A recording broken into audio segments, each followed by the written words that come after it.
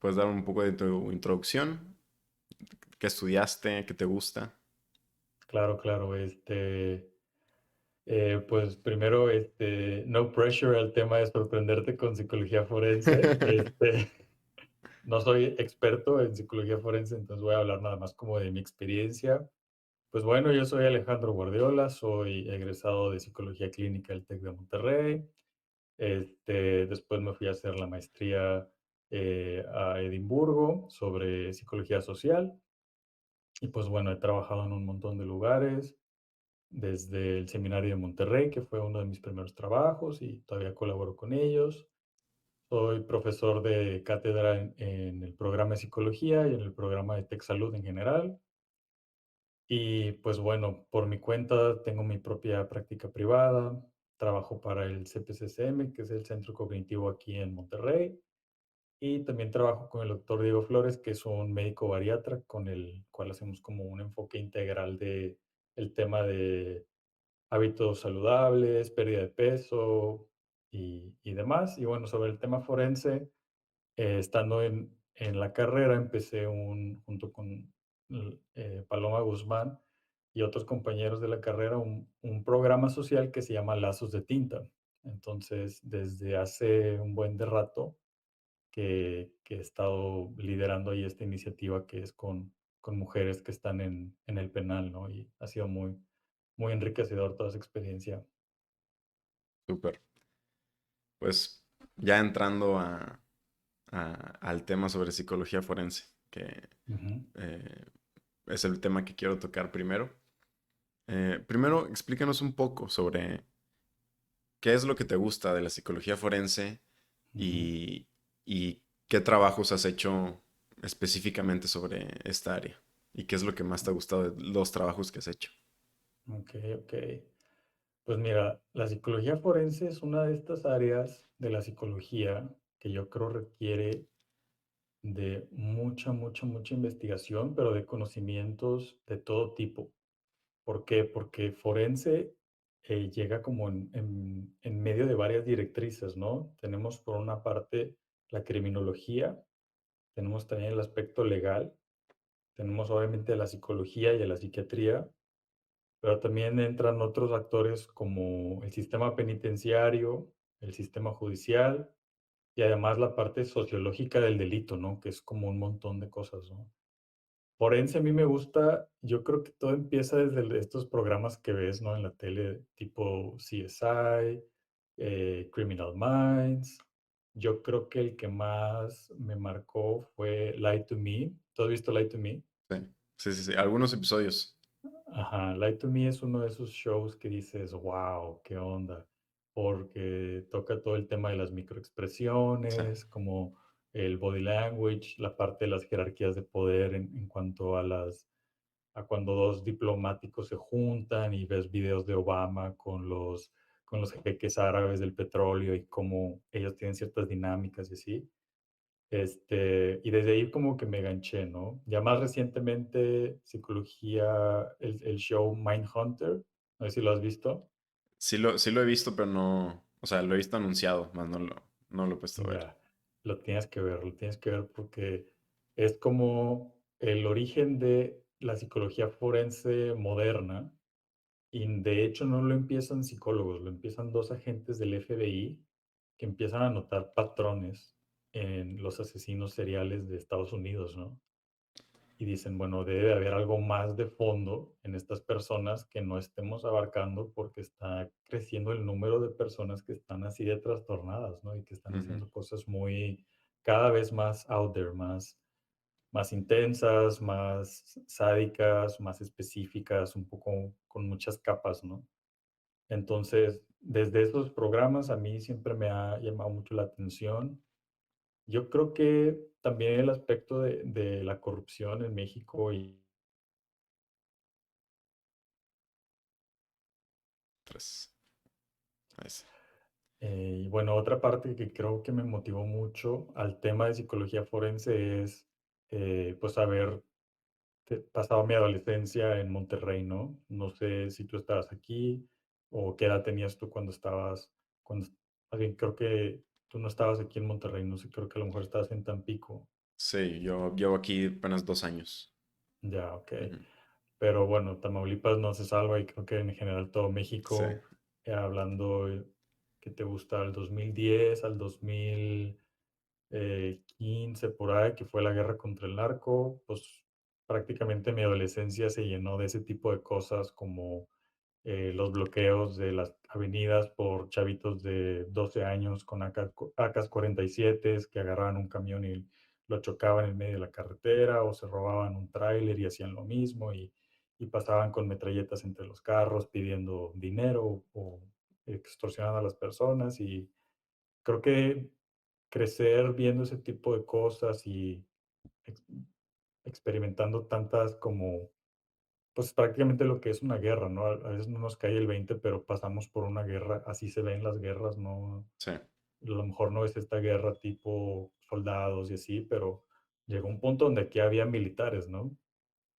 Entonces ahí yo empecé a como esta inquietud de, bueno, ¿qué puedo hacer yo? O sea, tenía 15 años, 14 años.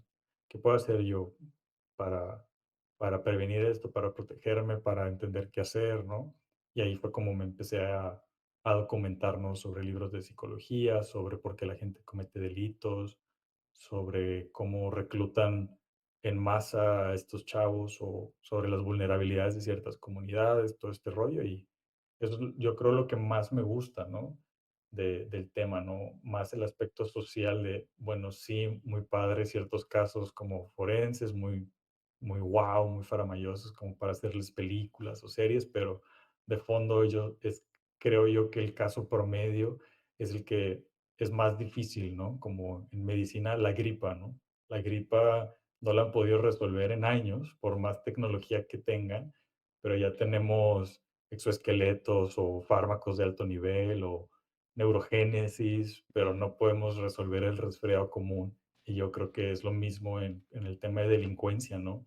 No podemos todavía reducir la delincuencia común, pero ya más o menos podemos controlar el crimen organizado, ¿no? Obviamente estoy siendo muy optimista aquí, pero tú sabes a lo que me refiero, ¿no? sí, pues o sea, más que nada o sea, haces esta comparación de, no, pues no son estos casos individuales de el psicópata que mató 10 personas a una responsabilidad, pues, social pues, de ser mexicano y a los 15 años ver todo esto, que pues a Claro, mí claro. también o sea, me afectó, digo, a mí yo estuve más yo tenía 10 años cuando pasaba estas cosas, estaba Ujú. más chiquito, pero sí, sí te agarra la responsabilidad y esto de qué puedes hacer tú para solucionar estos problemas como mexicano. Claro. Y, y a los 15 años, ¿qué cosas se te ocurrían para solucionar estas cosas?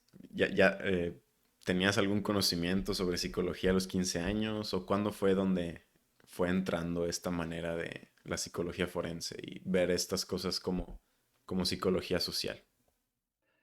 Pues fíjate, aquí yo creo que afectó bastante mi colonia. Yo vivo en una colonia clase mediera acá en Monterrey, al sur de Monterrey, y creo que lo que más me fue adentrando esto fue el tema de la comunidad per se, ¿no? O sea, México, pues ya sabes, es un país de contrastes, ¿no? Entonces, al lado de mi colonia hay una colonia muy humilde y enfrente de esa colonia hay una colonia aún más humilde, ¿no?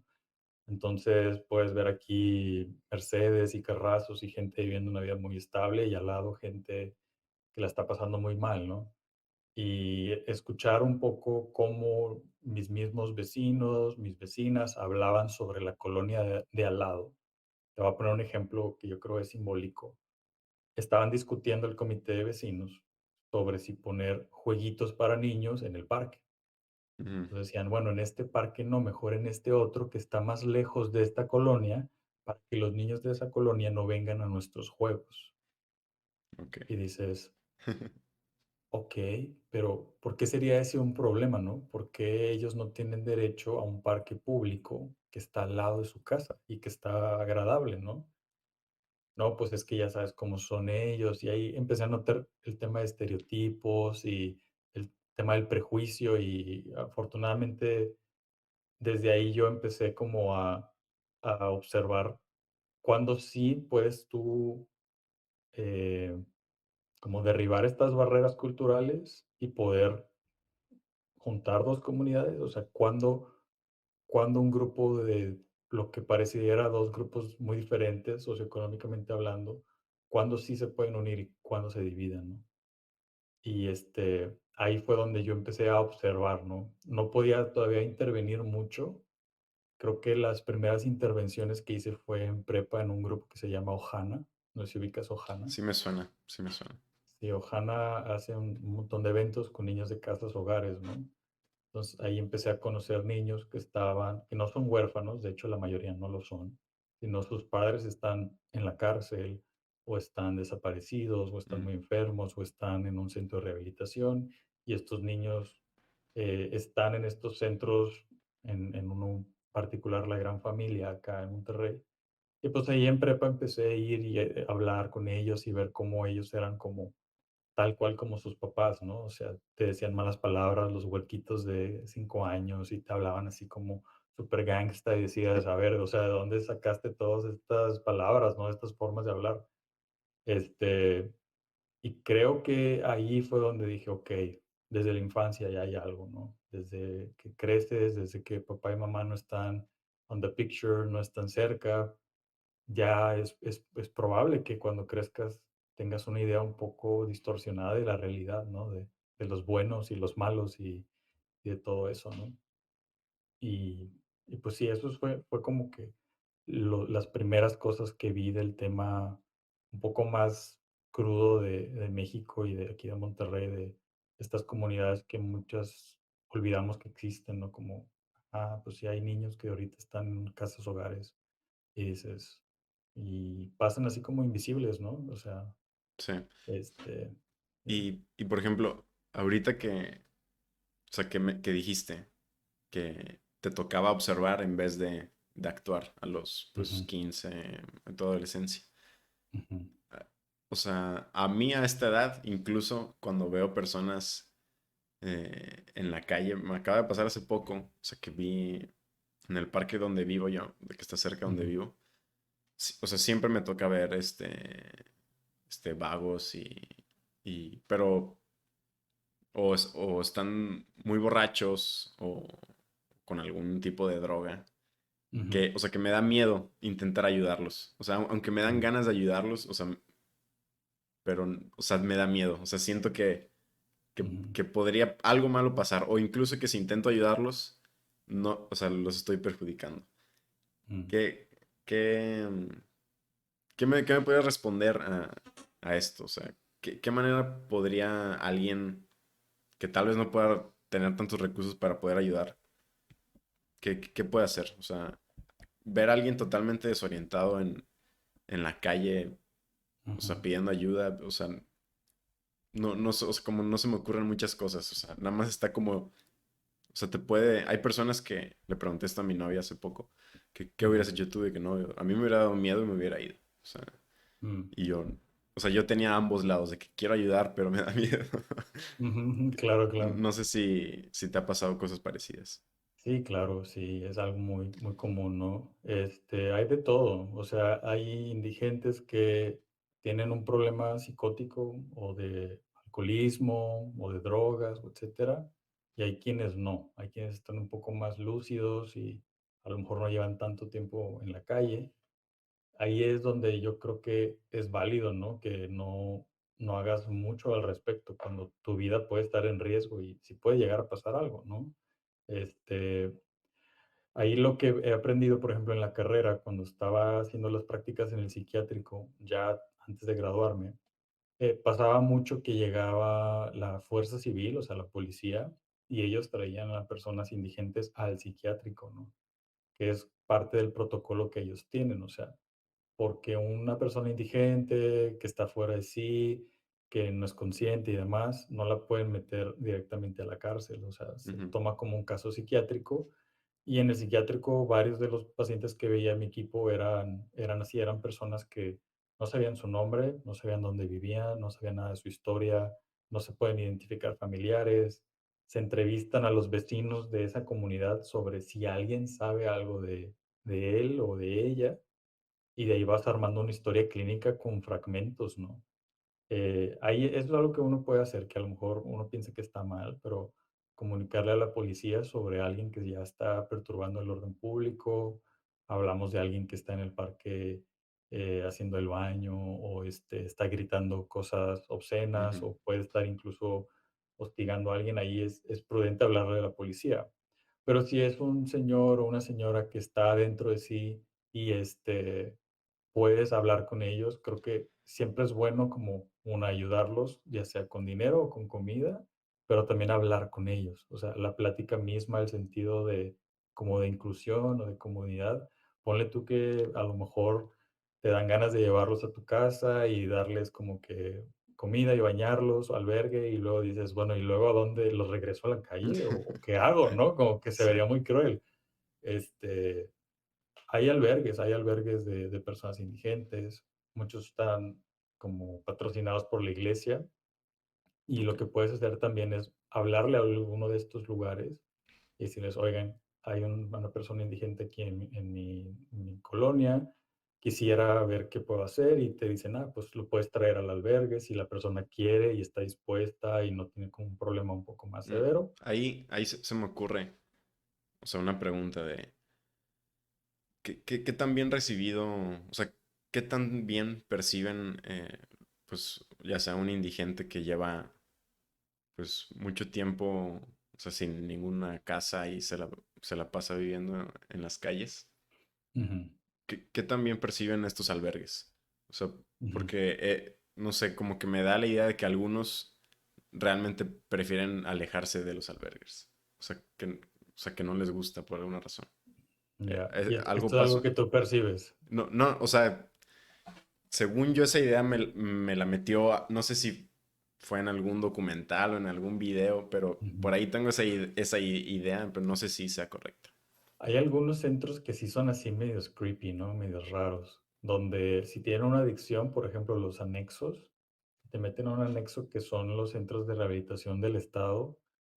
Híjole, los que coordinan esos centros no son ni psicólogos, muchos no tienen estudios, son mismas personas que se rehabilitaron y mucho es a golpes, a gritos, hay hacinamiento, hay como 20 personas en un solo cuarto y Mm, hay temas ahí como de robos o de abuso, abuso psicológico, hasta abuso sexual. Pero hay ciertos albergues que, digamos, son como safe, ¿no? O sea, por ejemplo, hay un centro de ANSPAC. ANSPAC es una asociación religiosa, vaya, pero ellos tienen comedores de los pobres, que de esos hay varios y hay laicos y no laicos, y hay albergues tal cual, pero todos los albergues, al menos los buenos, tienen reglas, ¿no? Ok, puedes estar aquí 5 días, puedes estar aquí 2 semanas, puedes regresar una vez cada mes o una vez cada 2 meses, pero el problema de los indigentes es un problema muy complicado y la verdad, ahí a veces es simplemente saber nuestros límites y decir, bueno, esta persona sabe más que yo, lo que me toca a mí como ciudadano es encargarle a esta persona y ya, ¿va? Pero luego uno puede como que sentirse muy impotente de que, wow, o sea, ¿cómo ayudarlos, no? sí, Y, y pues bueno, saber que es complicado, hay personas que sí salen de la indigencia, pero sí requiere de muchos recursos, tanto económicos como profesionales, desde médicos, geriatras, psicólogos, todo tipo de gente que sí. está dispuesta así como que a meterle, ¿no?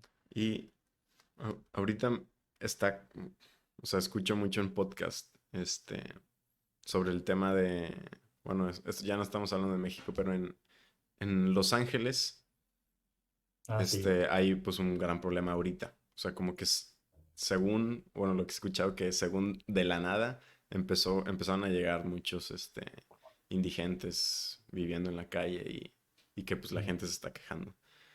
Y yo cuando he ido a Estados Unidos, o sea, me ha tocado ver mucho que, digo, no sé si la mayoría, pero me ha pasado varias veces, más de las que me ha pasado aquí en México, que muchos de los indigentes de Estados Unidos tienen algún tipo de esquizofrenia. O bueno, se nota que están alucinando con voces, hablando con ujú, personas, que no están ahí.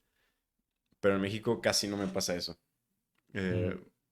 ¿Crees que haya, bueno, la teoría que escuché que era, Ujú, no sé si esté correcto, si era una conspiración, pero que en Estados Unidos, no me acuerdo en qué año, pero 1970, no me acuerdo, que habían en hospitales psiquiátricos, dejaron a todas las personas que porque ya no o sea, no querían seguir gastando ujú, ujú. O en, no había cupo, ¿no? sí, no había cupo y o sea, o sea, los dejaron libres sin ningún trato. ¿Crees que esta teoría lleve a por qué en Estados Unidos hayan más personas así? Digo, no sé si realmente sí hayan más, pero a mi experiencia creo que sí hay más en Estados Unidos así que en Ahorita México.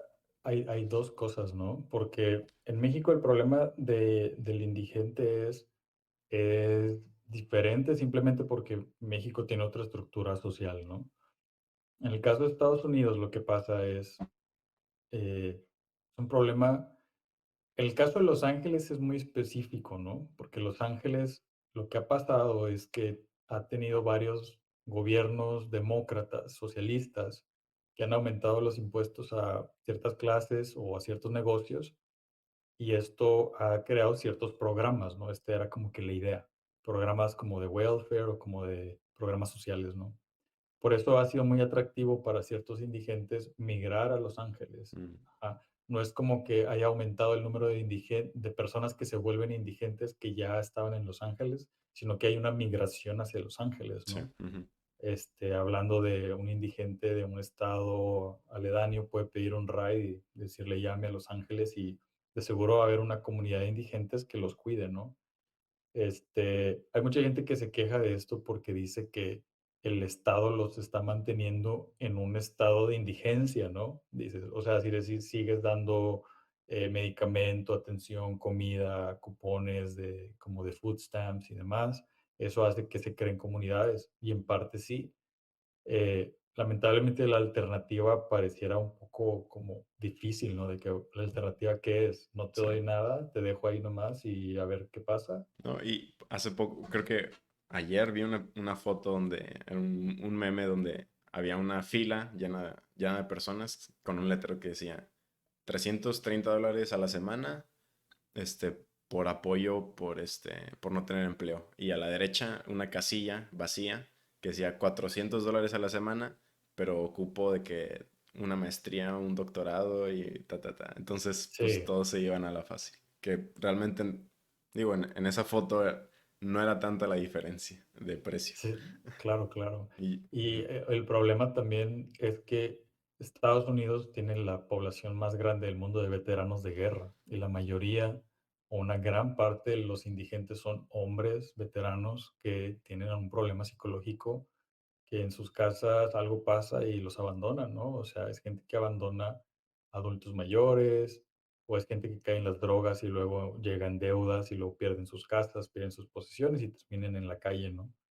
Eh, entonces, eso le suma un poquito más al problema de la indigencia, ¿no? El tema de los soldados, el tema de los programas sociales, también el tema de que en vía pública a veces es como muy más permitido por los policías hacer comunidades. Entonces ves todas estas casitas de campaña y ves como fogatitas y todo ese ujú, tipo de cosas.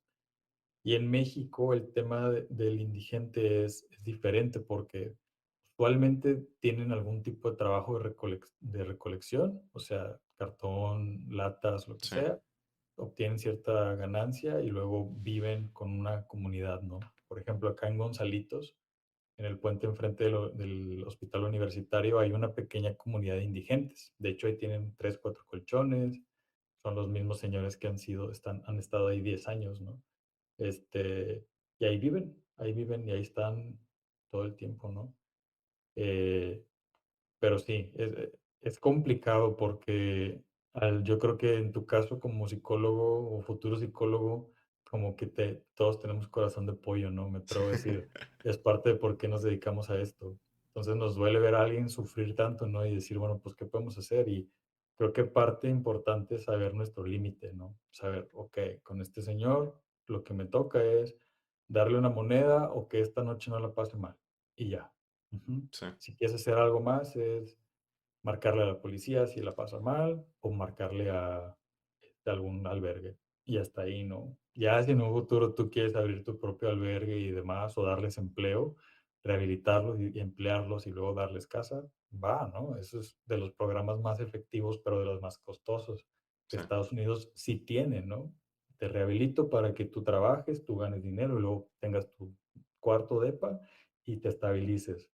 Pero estamos hablando de check-ups constantes de no has caído en las drogas, no has embarazado a nadie, no has tenido una infección, transmisión sexual. Es un tema así como que, uf, cansado, ¿no? De invertir dinero en una persona, pero pues al final es una vida, ¿no? Que vale la pena sí, ayudar, sí, ¿no? totalmente. Y no sé si ya me estoy yendo de tema, pero hace poco estaba leyendo un libro sobre,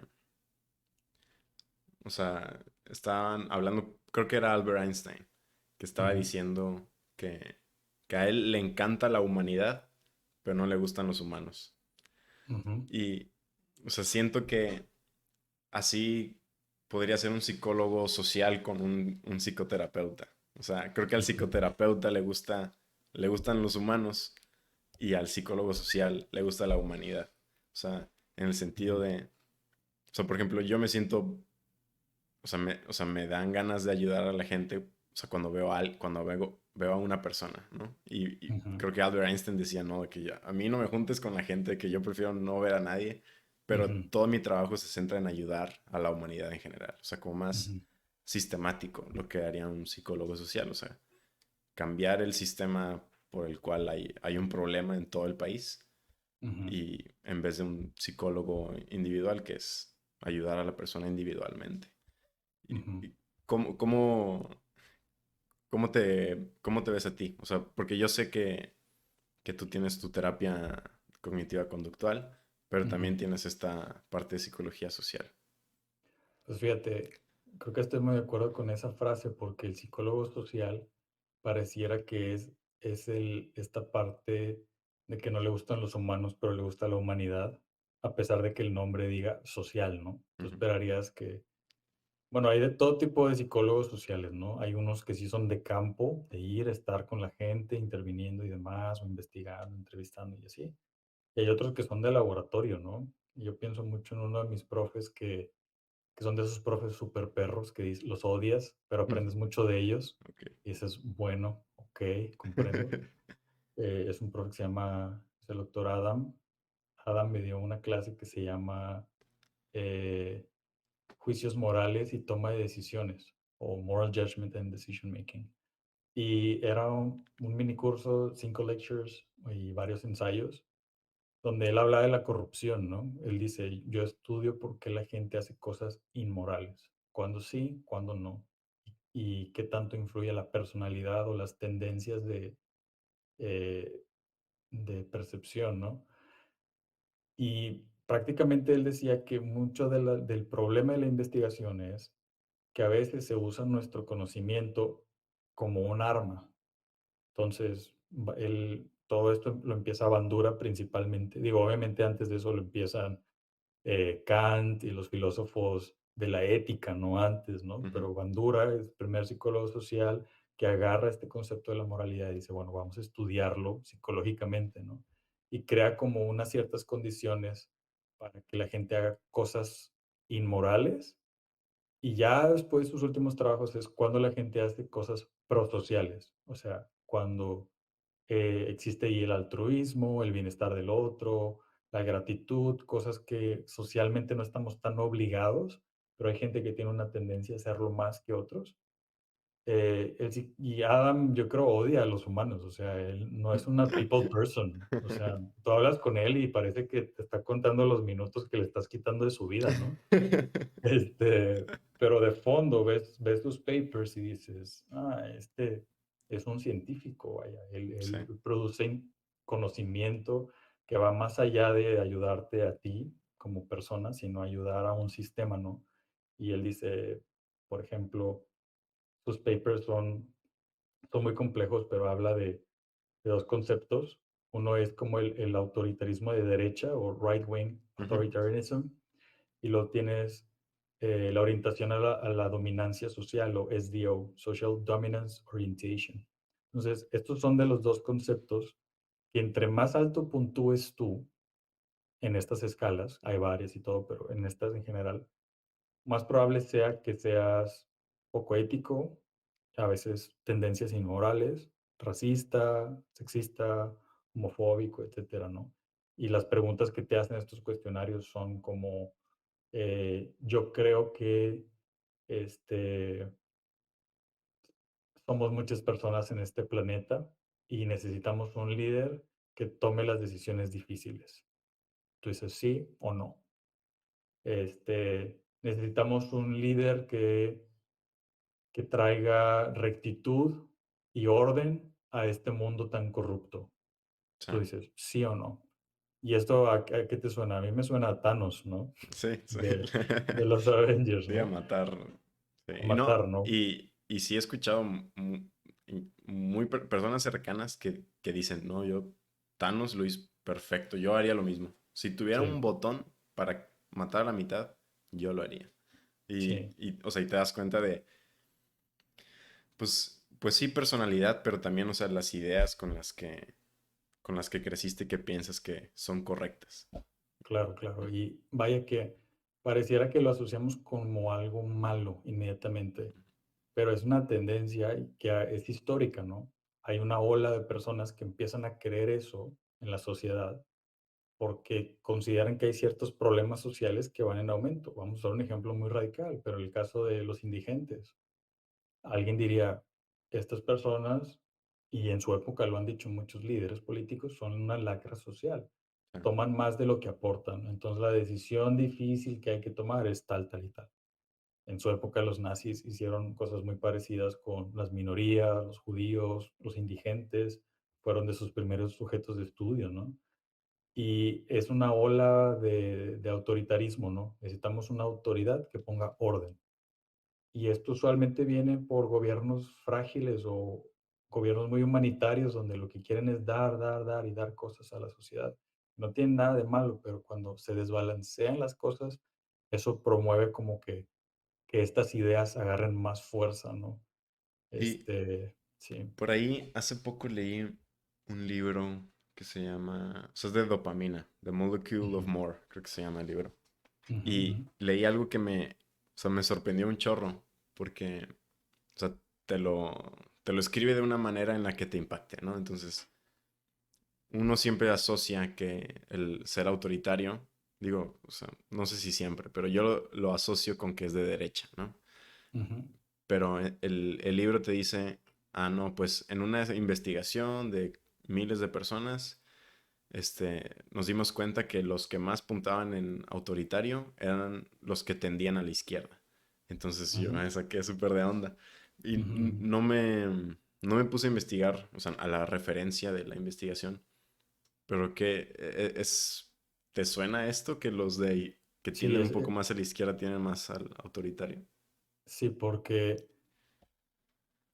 la tendencia de la izquierda es hacia el bienestar del colectivo, ¿no? Ujú, Entonces, para asegurar que el colectivo esté bien y no el individuo o la libertad de una sola persona, sino que todo el colectivo esté bien, entran las cuestiones de, bueno, ¿cómo vamos a hacer que todo el colectivo esté bien? Porque de seguro va a haber personas que no quieran que el colectivo esté bien. Entonces, lo que toca es imponer un orden, ¿no? Primero se intenta persuadir a través de palabras, retórica, propaganda política, etcétera. Luego cuestiones incentivas como de impuestos, como todo este tipo de cosas. Y luego es, bueno, al final del día, si yo no quiero cooperar, ¿qué va a pasar? Pues la fuerza va a llegar, ¿no? sí, O sea, va a llegar la policía, la militar, y tenemos, pues históricamente en Rusia la Gestapo, no, perdón, es en Alemania la Gestapo. sí. No, sí, no, Sí, es en Alemania, Alemania. ¿no? Eh, no recuerdo ahorita en Rusia, pero en Rusia igual tenían esta policía que Stalin mandaba a todos lados para censurar a sus críticos y al final del día todo tipo de propaganda en contra del colectivo o que tumbara a la cabeza, que recordamos, estos son los orígenes del socialismo moderno, ¿no? Hablando de Lenin, hablando de Stalin, el leninismo, stalinismo, el marxismo, todo empieza en Europa de esa época, ¿no? Entonces, es difícil como, y comprendo por qué esta parte de cómo la izquierda parece tan noble, tan buena onda, tan hippie, tan open mind, Sí. pero de fondo puede llegar a corromperse, ¿no? Corea del Norte, Cuba, al final del día es, sí, todos queremos que todos estén bien, pero si tú no cooperas, pues Sí, hay te fuerza. metemos te metemos a te mandamos a Siberia, ¿no? O sea, Sí. entonces sí hay una tendencia a que la gente de izquierda algunos estudios, vaya, todavía es debatible. Ujú. Comprendo que a lo mejor el argumento del libro es que es sorprendente que esto la gente no lo sepa, porque usualmente estamos sesgados de: "Yo no soy corrupto y yo soy de izquierda, ¿qué pasa?". Sí, no, pero piensa en los que son de la ultraizquierda, ellos, ¿cómo sería su versión de corrupto, no? Ujú. Si tú no quieres pagar tus impuestos, Tesla, Amazon y así, te vamos a obligar a pagar tus impuestos, ¿no? Para que tengamos nuestros programas sociales y estas personas coman, ¿no? Sí. Pues es al final del día la fuerza, ¿no? Y hace rato que estábamos hablando sobre, eh, o sea, sobre México y sobre la corrupción, eh, sobre la psicología del mexicano, si podría decir. ¿Qué Ujú, comportamientos observas en los mexicanos que hacen que no progrese México? O sea, ujú. ¿cuál es una característica de la personalidad del mexicano a comparación con otros países que hace pues, que no avancemos? Creo que una gran parte bueno, obviamente el gran tema aquí es sistémico, porque al final del día, si un sistema es corrupto, la gente que está ahí no es que sean activamente corruptas, simplemente son parte de un sistema que en esencia lo es. Sí. Ujú. Este, Otra parte es que el mexicano tiene esta cultura de progreso a pesar de las consecuencias. Entonces tenemos las frases de el que no tranza no avanza, este, muchas así, ahorita no se me ocurren, pero esa es una de las típicas, este, que reflejan un poco de la necesidad de superarse a costa De echarle de ganas. de moralidad, ¿no? Entonces, que si lo haces por tus propios medios y lo haces moralmente, eso sí tiene un gran valor y es lo que mucha gente como promueve de vamos a hacer las cosas bien y si quieres ser rico y tener mucho dinero, hazlo, pero hazlo bien. Pero es tanta la brecha entre la clase alta y la clase baja que hay mucha desesperación entre clases, ¿no? Entonces, ven este contraste que hace rato mencionaba, ¿no? Y dicen, bueno, ¿qué tengo que hacer yo para ser como él? ¿Y por qué esta persona que tiene tanto dinero de miembro de la clase alta no sufre las mismas consecuencias cuando yo cometo un delito y él comete un delito? Sí, las Este, injusticias las impresionantes. injusticias, ajá. Otra es que el mexicano lo que busca es agradar. Mexicano a todo mundo le quiere caer bien. Y para caer bien a veces tienes que romper ciertos límites morales o ciertos límites éticos que tú mismo te puedes poner, ¿no? Eh, por ejemplo, el tema de, este, no sé, te multa un tránsito, ¿no? Ujú. Y es como, ándale, no sea malito. Sí. Suena raro, ¿no? Ándale, no sea malito. En otros países te meten a la cárcel por intentar, sobornar a un policía, a un tránsito. Ujú. Y aquí en México está tan normalizado así como que, bueno, ándele señora, ya váyase, ándele señor, no pasa nada, ándele joven, váyase, ¿no? Y, por ejemplo, o sea, yo, o sea, sí entiendo sobre cómo incluso hasta podrías decir que el sistema es más importante que las características individuales de las personas, ¿no? Ujú, De que cuál es el problema, bueno, le apostarías más al sistema. Pero, ujú, o sea, al mismo tiempo, o sea, no sé si esté mal ver la corrupción como, o sea, del ámbito evolucionario, de que cómo surgió ujú. la corrupción. Que, pues, Ah, digo, claro. seguramente salió por que una persona fue corrupta y creó el sistema, ¿no? Corrupto. Ujú. Y no sé si verlo de así, de esta manera, todavía tiene una función, o de plano no vale la pena pensarlo así y es mejor centrarnos en el sistema.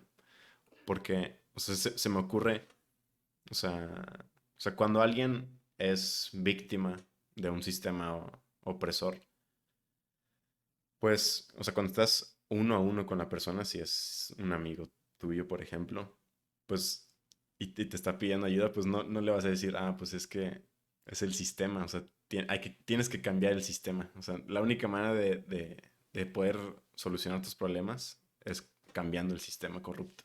Pues Ujú. no le va a servir de nada que le Claro, digas claro, le eso. quita como que la responsabilidad al individuo, ¿no? Ujú. Sí, y bueno, o sea, definitivamente el tema del individuo es algo clave porque cuando hablamos de, bueno, de la teoría de Bandura, de por qué la gente hace cosas malas, una de estas es que las cosas malas que hacemos parecen buenas y no nos damos cuenta que son en esencia malas a largo plazo. Eh, por eso si tú ves todas las campañas, o al menos las buenas campañas, habla desde empezar con actos pequeños, ¿no? Del snowball effect, que es el romper la ley, ¿no? Por ejemplo, si tú empiezas a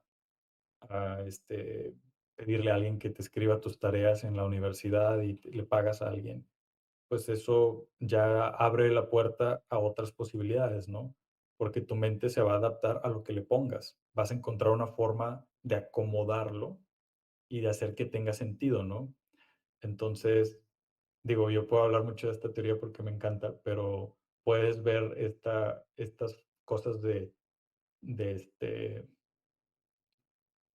por ejemplo, ayer estaba viendo un show que se llama Master of None, ¿lo has visto? No me suena. Sale el comediante Aziz Ansari, que es como Indian American, ¿no? Es, es de la India, salía en Parks and Recreation.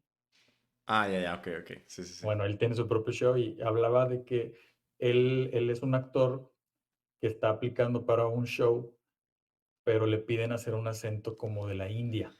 Y él tiene un acento de Nueva York y dice, pues sí, Ah. o sea, mi papá es de la India, pero pues y les dice que siempre le dan los típicos, roles súper estereotipados de que, pues, como a Apu en Los Simpson, ¿no? De que: "Ay, welcome to Kentucky", así, hablando así, ¿no? Y dice: "Yo no quiero hacer el acento porque yo soy americano, o sea, sí tengo ascendencia de la India, pero, pues, no quiero", ¿no?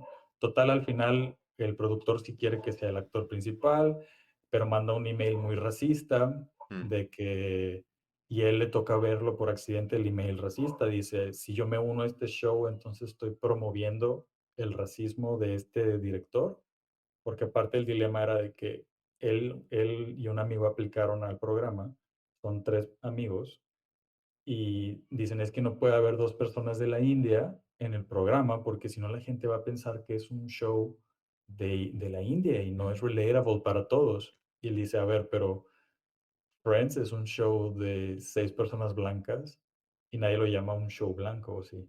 sí, No, pero, ves cómo ahí el productor lo que termina haciendo es darle este discurso de: "No soy yo, es que el mercado no está listo para algo así". Pues, ¿cuándo va a estar listo? sí, ¿Cuándo va a haber alguien que abra la puerta y diga: "¿Cuál sería el problema de que haya 3 personajes latinos en un show gringo y ninguno de ellos tenga un trabajo estereotipado como jardinero, cocinero o, instructor de salsa? O sea, ¿por qué no puede haber un doctor mexicano junto con un ingeniero mexicano y una abogada mexicana que sucede que estén en Estados Unidos? Entonces, en el individuo siempre creo que clave es, obviamente, reconocer el sistema de cómo funciona, porque ahorita, si me das chance, hay una origen como, vaya, como de ingeniería social, en al menos en México, una ok. tendencia de la eugenesia, pero al individuo al final la responsabilidad toca en identificar cuáles son estos patrones inmorales y cómo combatirlos, o sea, cómo quitar como el velo de la corrupción y decir, no, toca que seas responsable, ¿no? Que haya consecuencias a tus acciones. Eh, Y aparte de eso, socialmente tenemos que volverlo popular, tenemos que volverlo sexy, suena raro, ¿no? Pero tenemos que volver sexy el no ser corrupto, porque en México es muy sexy el ser corrupto. Entonces, el ser corrupto es, no, pues, pensamos en estos líderes narquillos que están presumiendo sus camionetotas y sus dinero y sus viajes y sus mujeres, etcétera, y pareciera que eso es algo como deseable, ¿no? Y aspiracional. ¿Qué pasaría si viéramos un role model o una role model que no fuera así, que fuera simplemente ok, no tengo una vida llena de millones, pero he hecho las cosas bien y eso debería ser de que atractivo o deseable, ¿no? Sí. Este, Y, pero y, sí. y por ejemplo, ahí cuando quieres poner de moda, o sea, la moralidad, por ejemplo, y la ética, Ujú, este, o sea, me da miedo que la gente empiece a aparentar ser moral o realmente serlo, pero solo ujú, por la fama, ¿sabes? O sea, ujú, presumir de que nada, es que yo soy buenísimo y yo ayudo a la gente todo el tiempo y siempre lo estoy publicando. ujú. Y digo, aunque sí estés ayudando, pues, o sea, de que no lo estás haciendo por ayudar, lo estás haciendo por la atención realmente. Y o sea, yo siempre he sido de la idea de que, bueno, por lo menos están ayudando, de que dejen a la gente. O sea, individualmente no le presto atención, pero pues si la gente le quiere poner atención, pues adelante. No, Ya. no soy de esos que comparten de que no, dejen de seguir a esta persona porque solo lo hace por la atención. O sea, no Ujú. le veo el sentido a hacer eso. Sí, claro, claro.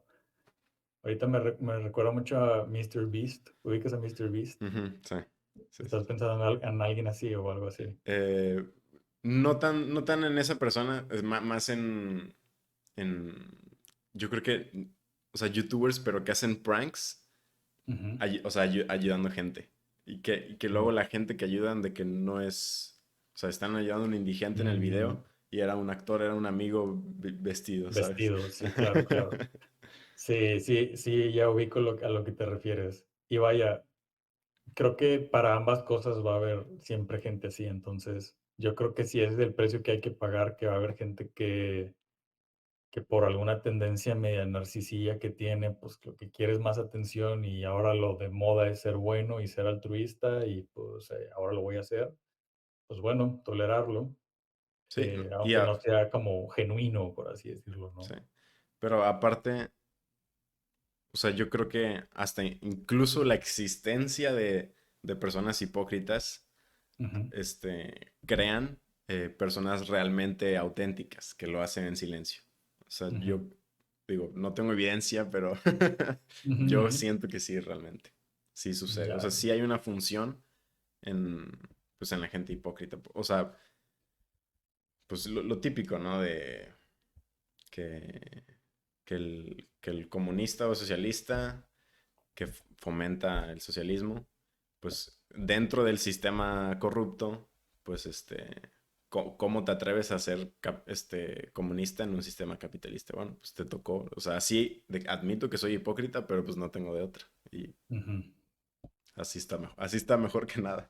Como el cinismo de este gobernador, no sé si te acuerdas, que dijo, bueno, que le preguntan si robó, ¿no? Y dice, sí robé, pero poquito. Y la gente se ríe y le encanta, ¿no? Y le aplaude. Porque llegamos al punto del cinismo en México, ¿no? Sí. De ya no queremos un político típico que nos diga lo que, típicas promesas y que nos diga una cosa y al final haga otra. Pareciera que en México estamos conformándonos por un político medio chancludo X que no, abiertamente te dice, sí, sí robé, pero poquito, y como que eso es algo que vaya, es una tendencia global y en México nos tocó ver este tipo de cosas que dices, wow, ¿a qué hemos llegado? No sé yo la verdad qué pienso al respecto, ¿no? O sea, no sé si me dieran a escoger entre uno de los típicos políticos que te dicen cualquier cosa para que votes por ellos, de, ay, te voy a regalar 1,000 pesos y te voy a dar un perrito y te voy a hacer más alto o te voy a hacer más fuerte, dices, Sí. Ok. Ahí, a ver, creo que... porque llega un Ahí está. punto en Google Meet donde el micrófono ya no jala. Qué raro. Sí, creo No. que... Bueno, ya retomando. Ahorita... se me fue. Bueno, cambiando de tema. Sí, Porque ya llevamos 50 minutos. sí, no se pasó muy rápido, ¿eh? Sí, otro de los temas que me mencionaste que te gustaba mucho es el cambio de los hábitos. Ujú, Y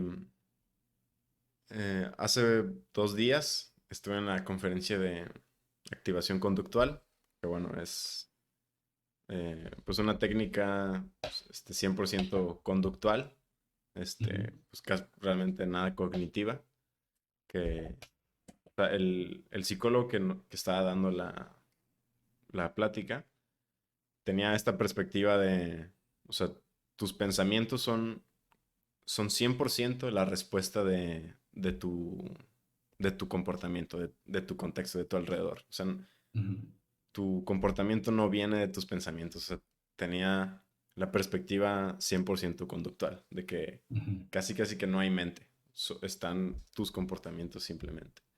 Ya. Y él tenía el argumento de que es mejor pensar de una manera que se te haga fácil, donde tengas las respuestas, a tener confusiones y darle vueltas a la mente, porque pues, realmente es pues mucho más difícil verlo cognitivamente, de dónde vienen los pensamientos y Ujú. cómo le haces para cambiar tu conducta si realmente no hay motivación alguna. ¿Qué piensas de esta perspectiva donde la gente prefiere ver la mente como una respuesta de los comportamientos y no al revés? Fíjate que estoy como dividido, porque por una parte estoy de acuerdo en que des- una de las grandes fallas de las terapias de segunda generación es, ok, la caja negra es importante, ¿no? Las atribuciones, las reglas internas, los pensamientos y las creencias irracionales son importantes porque estas guían el comportamiento y los determinan, ¿no? Entonces la línea es de B a C, ¿no? Creencias a comportamientos. Y llegan los conductistas y la activación conductual tiene esta premisa muy radical de eso X no importa. Nosotros hemos, y ellos, vaya, presumen esta parte de que han curado depresiones, ansiedades, de pura activación conductual, ¿no? Que se reduce a dos columnitas de actividades de placer y actividades de dominio, ¿no? Vaya, yo usaba esa técnica, Sí. pero ya cuando se traduce al paciente o al clínico o a ya esta interacción, hay veces donde pareciera que sí hay que hablar sobre los pensamientos negativos, ¿no? Te voy a poner un ejemplo. En su época, todavía no la he terminado de dar de alta, pero suspendí el tratamiento por X motivo, pero una paciente mía, tiene una tendencia muy perfeccionista, ¿no?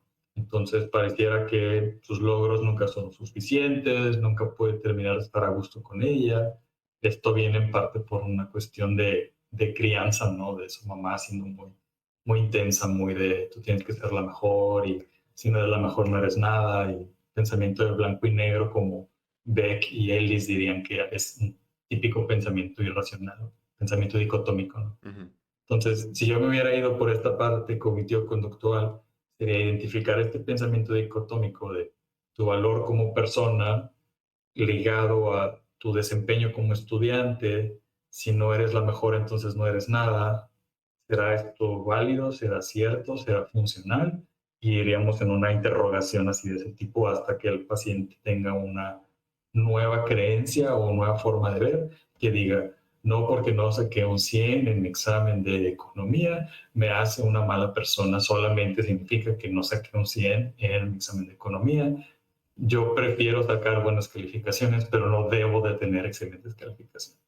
Y eso es como la segunda generación, es toma esta nueva creencia y esto va a hacer que tu ansiedad, o sea, lo que tú no quieres, se vaya, ¿no? O desaparezca, o sea más saludable, lo que quieras, ¿no? Llegan los conductistas y dicen, olvídate de esta plática, no pierdas el tiempo, tú solamente activa conductualmente al paciente a que haga cosas placenteras o cosas que domine. Y esto solito va a hacer que la cuestión dopaminérgica se active y empiece a aumentar el mood o se estabilice y se vuelva mínimo rutínico.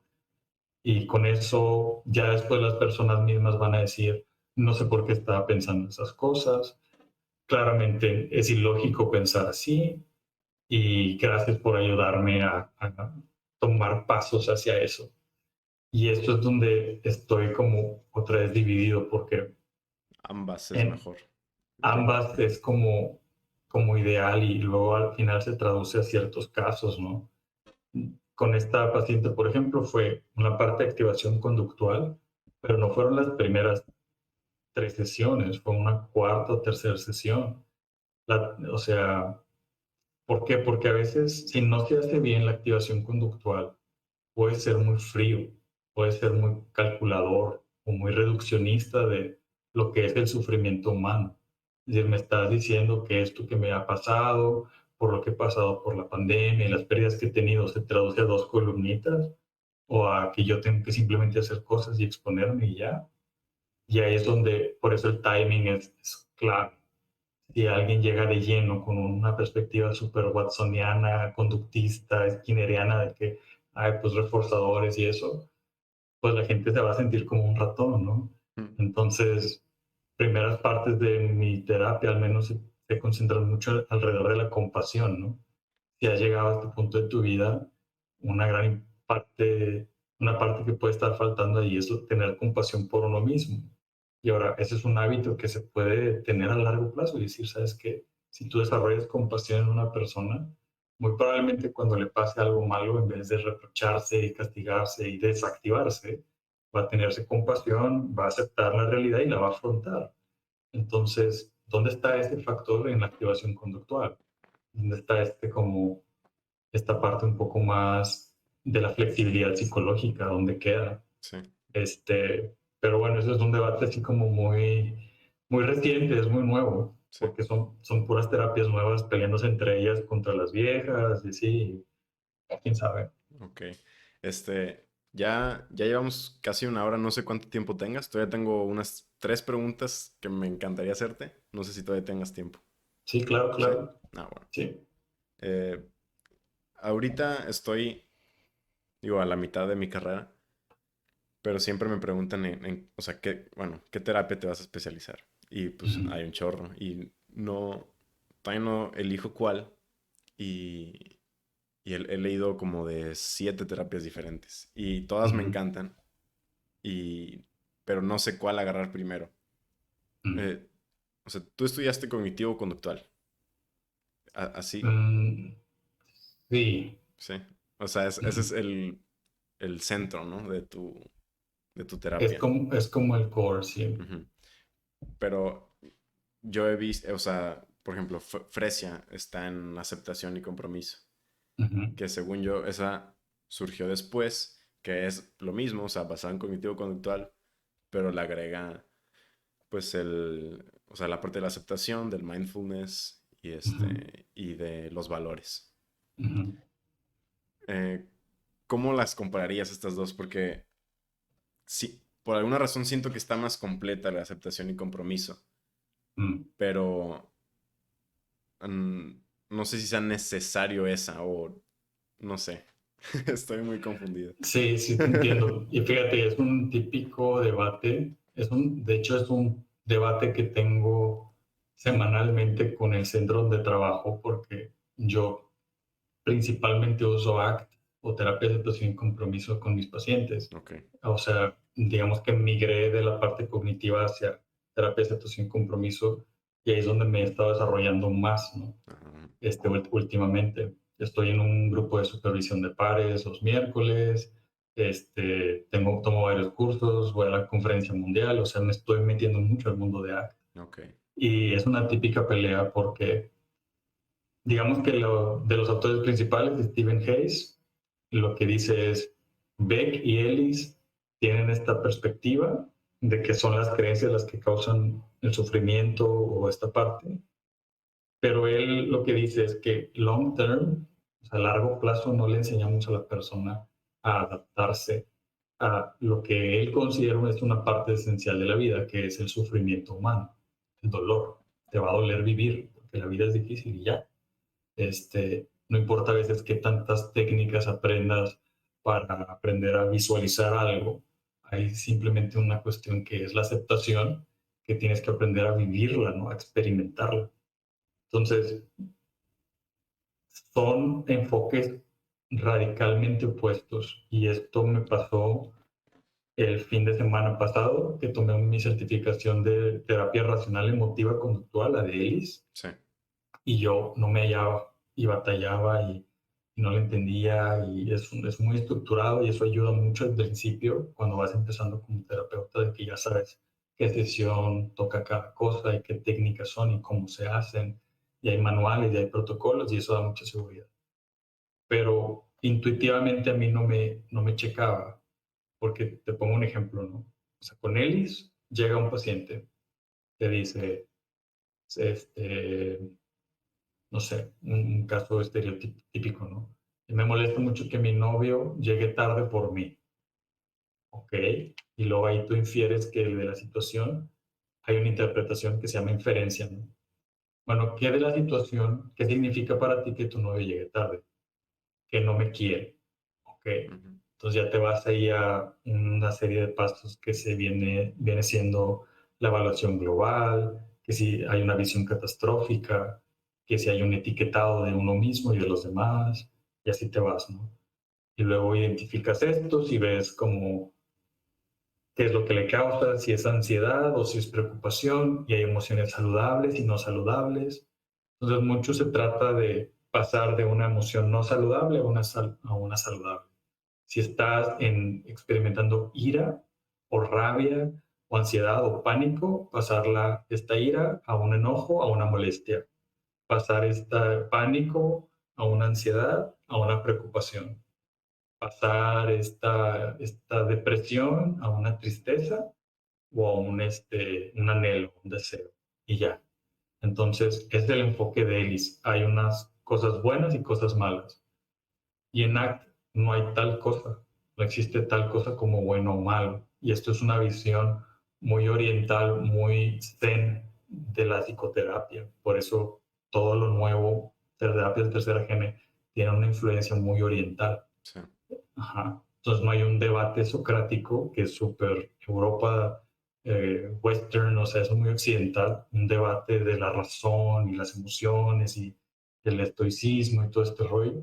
Y el arte es muy de la esencia de la vida es el sufrimiento, que viene del budismo directamente, ¿no? Por eso el, el paso óctuple, ¿no?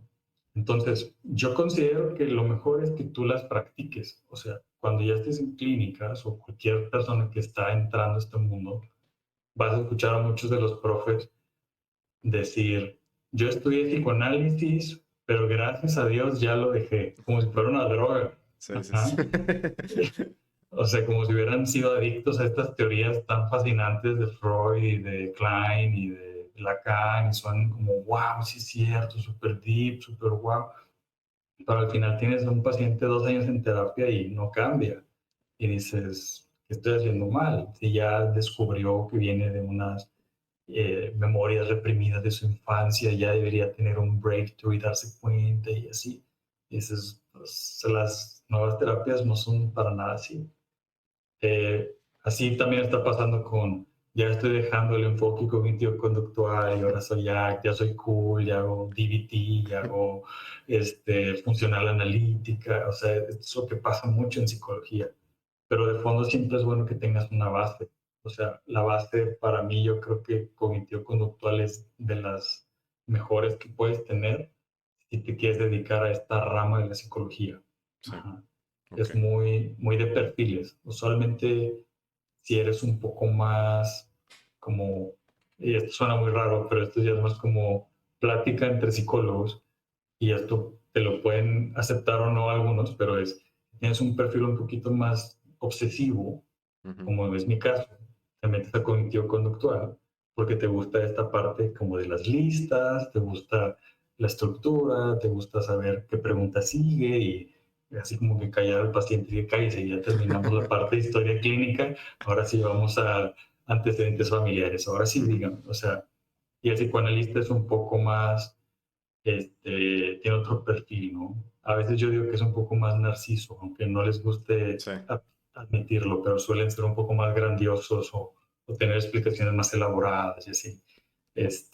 Y eso les gusta más, ¿no? Les gusta esta parte más profunda y más sofisticada, ¿no? Sí. Y, ok. ya lo tengo más claro. Gracias. Ujú. De Eh, nada. y bueno, ya nada más me quedan dos preguntas. Adelante, no te preocupes. Este, o sí, Yo bueno, yo divago mucho, Jorge, sí, no, entonces. a mí me encanta la gente que divaga. Ok, ok. Yo puedo irme de, así de tema en tema. Sí, bueno, nada más me quería tocar un poco el tema de un poco más del forense ahora, ya, porque esta pregunta se me hizo súper interesante. No sé si conozcas a una psicóloga, Lisa Feldman, creo que así se pronuncia. A ver, que lo busco. Es, creo que sus ideas que tiene ahorita bueno, sobre la neuropsicología de las emociones, es que pues siempre hemos pensado que las emociones vienen de ciertas partes del cerebro, ¿no? Y ella dice que Ujú, no, que eso es incorrecto y que muchas partes de nuestras emociones están, o sea, para ti podría ser en X amígdala, pero para otra persona la puede interpretar diferente en otro lado de su cerebro. Pero mm, realmente lo que ella llega es que, o sea, tus emociones son parte de ti, inclusive si no las puedes controlar. O sea, el argumento de decir en un jurado, en, sí, por ejemplo, hiciste un crimen y puedes argumentar de que no, es que no era yo mismo el que cometió el crimen, estaba lleno de enojo y no estaba al 100% en mi estado de conciencia, ¿no? ujú. Y por eso lo cometí. Y según yo, sí ha habido casos donde esto se pasa y le bajan pues La o sentencia, sea, la quizás. sentencia, ¿no? O te lo puedes llevar más, un poco más difícil, como es que estaba alcoholizado y no, mi conciencia no estaba al 100%. Claro, claro. Bueno, pero pues tú decidiste tomar desde un principio y sabes que podría pasar eso y estuviste en tus comportamientos, o sea, tu violencia ya la conocías y ya conocías tus límites y, y parte del alcohol es la desinhibición, o sea, Ujú, realmente tus actos en alcohol pues son parte de ti, realmente lo que te quitaste fue como una capa de tu persona, ¿no? Y, o sea, ella argumenta que siempre, o sea, cualquier cosa que hagas siempre vas a ser tú. O sea, no puedes excusar tus comportamientos a a X tus emoción. emociones. Ujú. Ya. Pero al mismo tiempo, no, lo veo muy complicado que esto suceda en un jurado o que un psicólogo forense sea el que diga no, porque, o sea, está argumentando que está enojado, pero yo como psicólogo forense, yo reconozco que él sigue siendo culpable por sus acciones. Mm, ¿Esto lo ves factible? De que un psicólogo pueda decir esto en un jurado y decir, no, tus emociones eres tú. mm. Sí, sí es factible. Porque, mira, te explico un poco de qué es el psicólogo forense, ¿no? Sí. El forense o lo contrata un despacho de abogados o un cliente individual o el Estado. Ajá. Ujú. Entonces te contratan para que hagas usualmente un peritaje que implica serie de entrevistas y pruebas.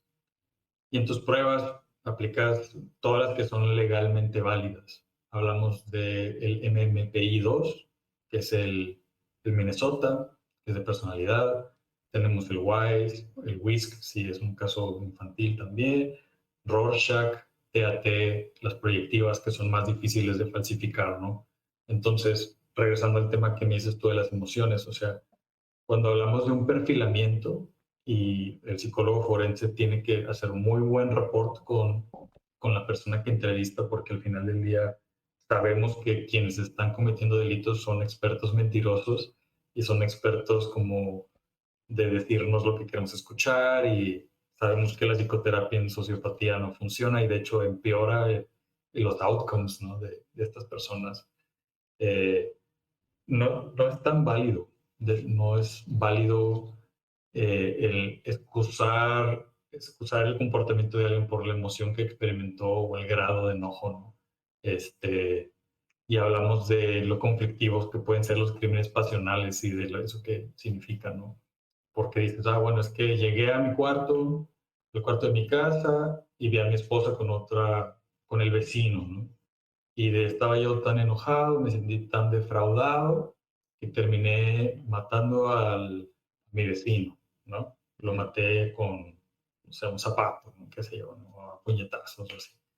Entonces, un abogado usualmente lo que va a hacer es armar un caso de por qué esta persona fue poseída o fue controlada o se sintió abrumada por sus emociones y por ende eso explica o justifica el por qué actuó como actuó, ¿no?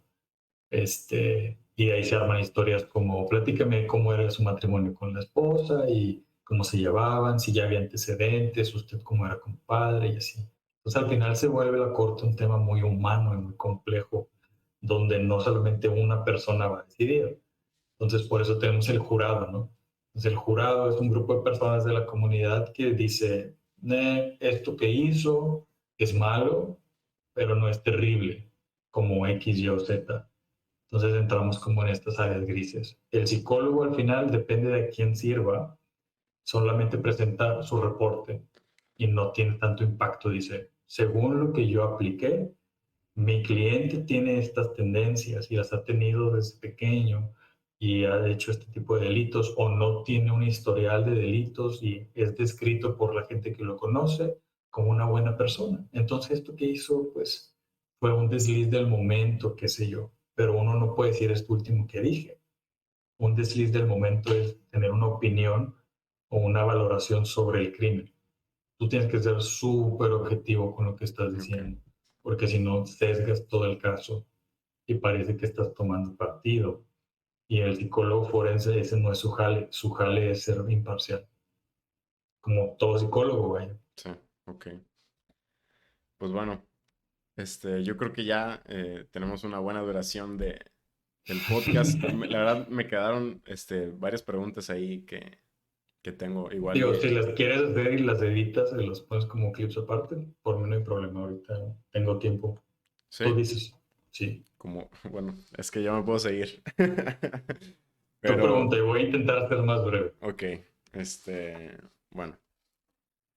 eh, o sea, me gustaría saber sobre si nos, o sea, si tengo varias personas que, que conozco que tienen una depresión muy, o sea, muy fuerte, o sea, en un punto donde incluso, o sea, ni siquiera pararse de la cama, o sea, mover un Ujú, dedo no tienen motivación para mover ni un dedo. ujú. Aquí como, no sé si has tenido el caso de tratar pacientes así, o sea, que no, cualquier cosa no funciona. Mm. ¿Cómo es tu estrategia para hacer que la persona cambie? O sea, o que vea que quiera cambiar, o para encontrar motivación para incluso moverse. Ya, ya. Pues depende, porque eso suena una depresión grave, muy probablemente tenga un componente orgánico de por medio, o sea, un problema neurológico, es decir, donde, digo, obviamente hay de caso en caso, ¿no? Entonces, como buen clínico te tienes que ir por descarte. Entonces, tienes que hacer más o menos como el protocolo, ¿no? Entrevistar, ver sintomatología, historia familiar, cuándo empieza la depresión, si ha tomado medicamentos, qué tipo de medicamentos ha tomado, con qué combinación, qué efectos ha tenido, y ahí te vas, ¿no? Hay tal cosa como la depresión resistente, ¿no? Y la depresión resistente es una de las cosas más difíciles en psicología que todavía no hemos resuelto y son las depresiones gravísimas, ¿no? Yo he conocido de casos, nunca he tenido un caso así. He Ok, tenido depresiones graves con ideación suicida, con intentos suicidas, todo ese mundo, pero cede, no se resiste. Para, para las que se resisten, ha habido tratamientos como más nuevos. Ahí entra la parte de la silobicina, que es como esta parte de alucinógenos o es asistida con la silobicina. sí, este, intentando provocar una experiencia como de un breakthrough o una activación del cerebro. Todavía no se sabe exactamente por qué funciona la psilocibina. Al final del día le estamos dando un hongo mágico al paciente, pero controlado. Y algunos dicen que es la experiencia misma, catártica, de tener esta experiencia psicodélica O que ayuda a la espiritual. depresión, como espiritual, exactamente, hablando de la espiritualidad. Algunos dicen que simplemente hay un cambio en el cerebro, que como que jumpstarts la parte de la fábrica de dopamina y serotonina y otra vez ya arranca la cosa, ¿no? Este, Hablamos de la estimulación magnética transcraneal, que es uno de los tratamientos más caros y aquí se ofrece en Monterrey. Yo iba a trabajar en una empresa así en Londres, donde dábamos terapia electromagnética transcranial, pero llegó la pandemia y no pude. Ok. Pero prácticamente sentar al paciente con electrodos, con la vara esta, que son, ya sabes, dos bolas así magnéticas, y estar estimulando ciertas áreas durante X número de sesiones y tiene resultados prometedores, pero usualmente es para depresiones que ya has intentado todo, ¿no? Eh, Igual aquí en México hay ciertos psiquiátricos que pasan por comités de éticas y hacen terapia electroconvulsiva. Y todavía es legal, entonces, incluso en esos casos a veces se animan por intentar ese tipo de cosas. Eh, pero sí, sí son opciones que hay. Sí. Yo no recomendaría todas y porque pues, te puedes quedar completamente pobre gastando tu dinero en terapia electromagnética transcranial y a lo mejor y no jala. Pero recomendaría buscar un equipo. Cuando llegas a ese punto tienes que armar un equipo de psiquiatras, psicólogos, neurólogos que puedan tener un caso completo, te puedan dar una buena atención. Ok. Nada más me quedó la duda. Creo que la pregunta antepasada, mencionaste sobre, o sea, los exámenes que se le pueden aplicar a criminales, ya sea, Ujú, como exámenes proyectivos. ujú, Por ejemplo, el Rorschach, ujú. mencionaste. Ese no tenía fama de no ser, este, de que funcional, confiable, pues. No, no, no, el Al Rorschach es revés. una de esas pruebas que ha sido como muy consistente a través de los años. En serio. Eh, Obviamente han salido nuevas o han salido otras cosas, ¿no? Pero el Rorschach, eh, Persona bajo la lluvia, Figura humana, House Tree Person, Dibujo de una familia, todas esas son más difíciles de falsear. En serio. Esto me lo explicaba una maestra que fue la que entrevistó a Diego Santoy en su época. Creo que no sé si tú la tuviste de maestra, Adriana Velasco. No sé. Bueno, ella es una psicóloga forense, tal cual, ¿no? Entonces ella va al penal o iba al penal, y ahí me la topaba en este Chico, cuando yo salía de dejar mis libretos del programa que coordino, y me decía, vete de aquí, chavo, corre, esto no es una vida para ti. Y yo así como que, ok. Y ella aplicaba estas pruebas porque dice, mira este Minnesota, me lo enseñaba. Mira dónde está la barra de infrecuencia o de inconsistencia en las respuestas. Está through the roof, o sea, esta, si la aplicas a una persona fuera del contexto de la cárcel, no es válida, porque la persona contestó a lo loco o a lo menso y así. Dice, hay otros estándares para prisión.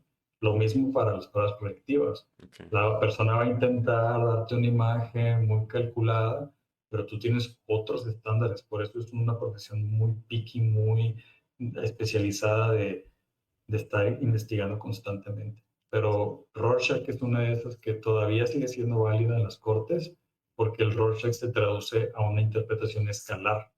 A lo mejor no las han aprendido todavía Sí, ustedes, ¿verdad? yo no Ok. conozco nada de Rorschach.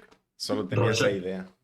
Rorschach tiene una forma de calificarse que ves la filmina Sí. y luego se divide en cuadrantes. No puedo dar mucho detalle porque literalmente esto no es legal que la gente del público sepa, Ah, en serio.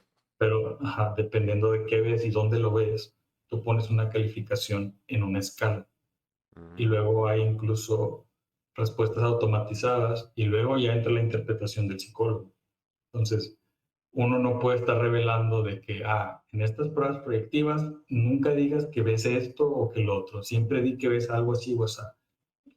Esto apréndelo desde ahorita, o sea, tú no puedes estar compartiendo esa información Ok. porque tú lo que haces es entrenar a una persona para que falsifique una prueba para un trabajo, para una corte, para una custodia, para si le dan libertad.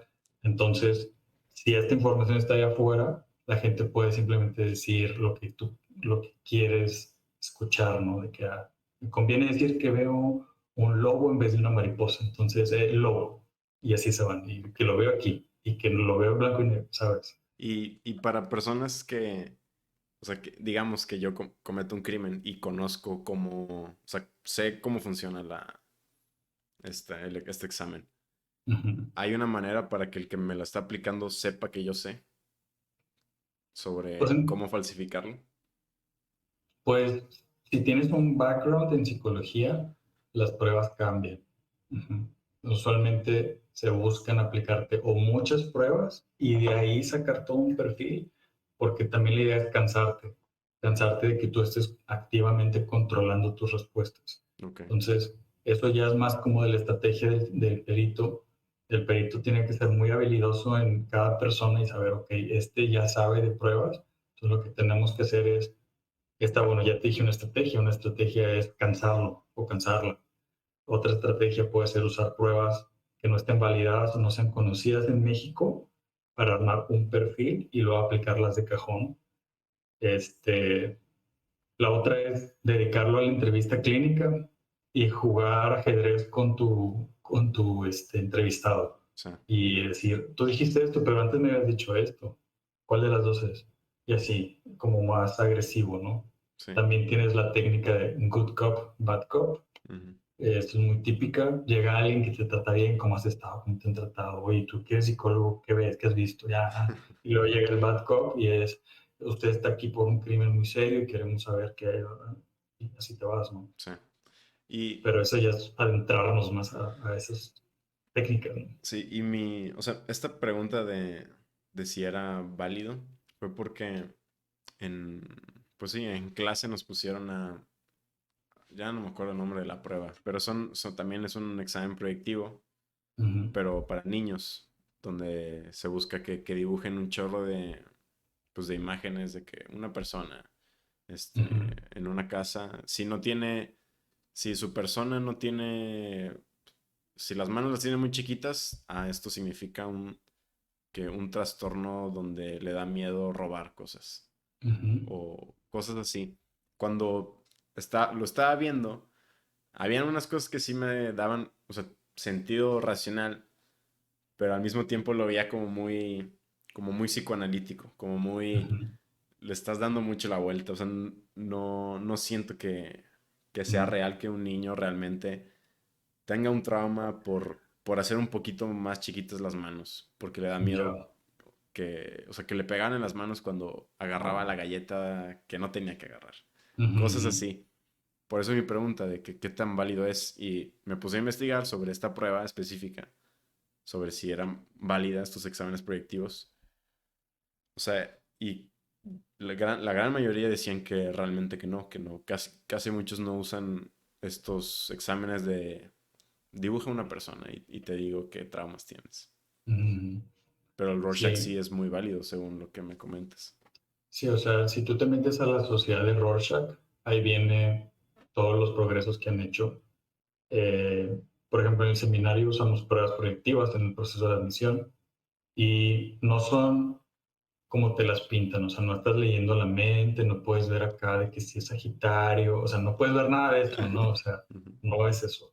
Y sí, las primeras interpretaciones fueron psicodinámicas. ujú, Lo que ahora tenemos son interpretaciones neurológicas o neuropsicológicas, y eso es lo más nuevo. ujú, Entonces hablamos ahí de comparar la edad crónica del paciente, cuántos años tiene y qué puede dibujar. Entonces ahí podemos ver maduración afectiva, maduración corporal, autopercepción, autoconcepto. Y vaya que yo sí, mi experiencia al menos sí me dice que sí afecta. O sea, yo los chavos que atiendo en el seminario, recuerdo sus proyectivas, recuerdo sus escalares y veo las problemáticas que traen y dicen, hace match, completamente hace match. No hace tanto match en cosas ya más picky de que, es que si dibujas la línea peludita significa que hay rasgos ansiosos o así. Este, hay un margen de error, como toda prueba, porque la gente o literalmente no sabe dibujar muy bien, o tiene problemas motrices, o te está falseando una imagen, o está ya cansada y no las aplicaste en un buen orden y las pusiste al final y están dibujando así como X. En el psiquiátrico te vas a dar cuenta de cómo dibuja una persona, por ejemplo, con esquizofrenia, una prueba proyectiva. Yo recuerdo mucho un paciente que la atendió mi equipo. Él no dibujó una persona, dibujó un medio rostro y un afro enorme, lleno de circulitos y pequeños detallitos y como un pequeño laberinto dentro de la mente. Dime si a ti como psicólogo no te llama la atención que una persona Sí. que tiene una pérdida de la realidad dibuja no un cuerpo, sino una media cara y una mente llena de imágenes y cosas extrañas. Compáralo eso contra un universitario promedio y dime, a ver, ¿tendrá una evidencia esto del otro? Pues sí, ¿no? No tanto como algunas personas le dan peso, pero sí tiene peso. Ok. Bueno, ya, prometo. Última pregunta. No te apures. Este, ¿Cómo ves eh, bueno, el trabajo del psicólogo forense actualmente en México? Eh, ¿Crees que hay oportunidades comparándolo con otros países? ¿Qué le falta a México para tener un buen ambiente para un psicólogo forense? Uy, Porque me imagino que es muy, muy pobre ser un psicólogo forense en México. ujú. Fíjate, depende de qué te dediques, porque una cosa es forense y Sí. ahí ya se divide como en los peritajes y esos peritajes también se dividen en categorías, ¿no? De que abuso infantil o que si custodias en familias o que si crímenes un poco más pesadones y así te van, ¿no? Contra otros países, pues mira, yo al menos sé de Escocia, sé de Estados Unidos, sé como del Reino Unido. En general, para ser un psicólogo forense en otros países, tienes que llegar a un nivel doctoral. Ajá. Hay Ok. un doctorado en psicología forense. Entonces, eso implica que en tu doctorado es un doctorado clínico, donde tú estás en una institución forense, sea la policía, sea una cárcel, sea un centro de detención de migrantes, sea etcétera, ¿no? Un lugar donde haya personas que tengan problemas con la ley y con la parte como psicológica, ¿no? Entonces estás ahí investigando, estás siendo supervisado y al final te dan una licencia para ejercer. Y usualmente el mismo gobierno es el que te posiciona en algún lugar, ¿no? Hay trabajos allá en el Reino Unido, por ejemplo, que suenan así como trabajo, dream job, ¿no? De trabajar como detective, ¿no? Entonces eres un detective privado y tú haces investigaciones por tu cuenta y así, ¿no? Suena muy Como psicólogo como forense. un psicólogo forense, sí, Ok. más un detective, porque el detective tiene una carrera policíaca Ah, ok. y tiene un marco legal que le permite operar y hacer lo que hace y colaboras con él, ¿no? O con ella, lo que sea.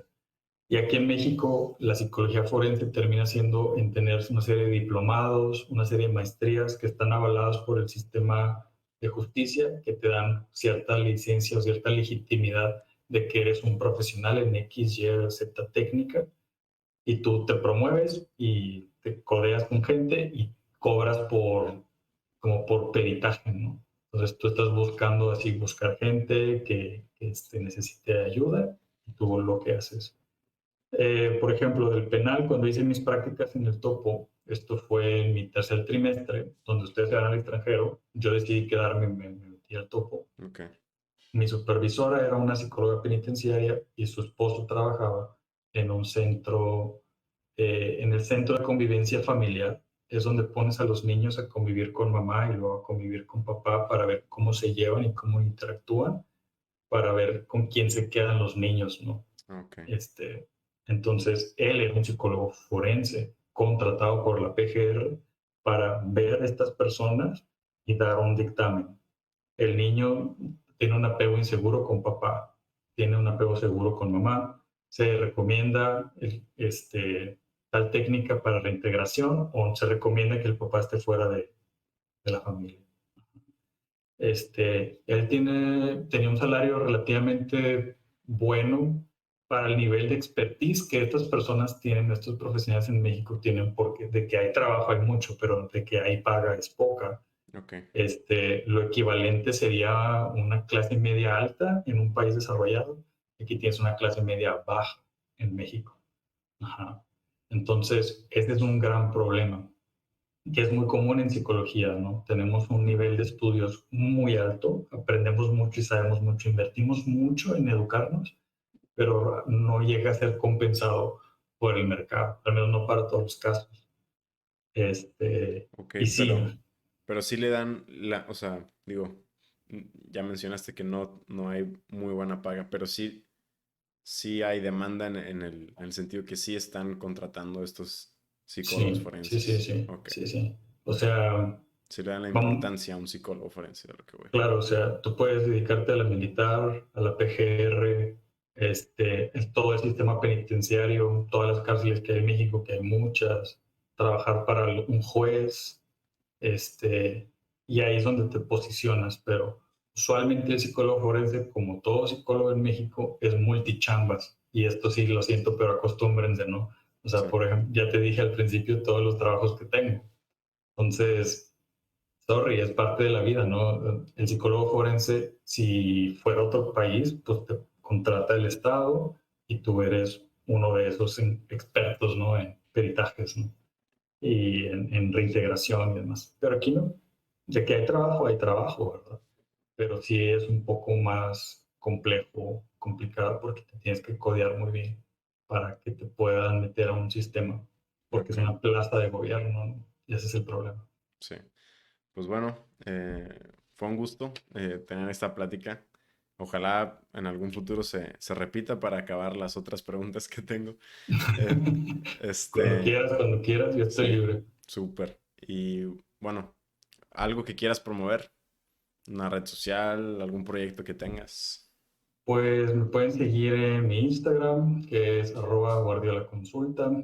Ahí subo todo tipo de posts de salud mental, de cerebro, contesto preguntas. Eh, y por ahora esta es mi única red social. También estoy en Facebook, igual @guardiolaconsulta. Y pues cualquier cosa, si me quieren contratar para sus fiestas, sus posadas, para contar historias del penal, pues con gusto, sin problema. Ya está. Pues muchas gracias. Que estés muy bien y hasta la próxima. Gracias por Adiós. invitarme, Jorge. Nada, a ti por venir.